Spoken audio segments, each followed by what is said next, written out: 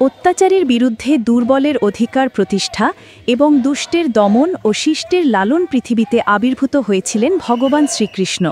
এই বিশ্বাস পোষণ করেন সনাতন ধর্মাবলম্বীরা। শ্রীকৃষ্ণের এই আবির্ভাব তিথি শুভ জন্মাষ্টমী হিসেবে উদযাপন করা হয়। পটুয়াখালী থেকে সঞ্জয় ব্যানার্জির প্রতিবেদনে দেখুন বিস্তারিত। সনাতন ধর্মের মানুষ বিশ্বাস করেন পাশবিক শক্তি যখন ন্যায়নীতি, সত্য ও সুন্দরকে গ্রাস করতে উদ্যত হয়েছিল, তখন শক্তিকে দমন করে মানবজাতির কল্যাণ এবং ন্যায়নীতি প্রতিষ্ঠার জন্য মহামানবতার ভগবান শ্রীকৃষ্ণের আবির্ভাব হয়েছিল। পটুয়াখালীর দশমিনায় ভগবান শ্রীকৃষ্ণের 5253তম জন্মাষ্টমী উদযাপন করা হয়েছে। শনিবার বেলা 11টায় উপজেলা পূজা উদযাপন কমিটির আয়োজনে বিভিন্ন বয়সের নারী পুরুষের অংশগ্রহণে নলখোলা কেন্দ্রীয় কালী মন্দির থেকে একটি র্যালি বের হয়ে শহরের গুরুত্বপূর্ণ সড়ক প্রদক্ষিণ শেষে শুরুস্থলে এসে শেষ হয়। পরে কেন্দ্রীয় কালী মন্দির আঙ্গিনায় আলোচনা সভা অনুষ্ঠিত হয়।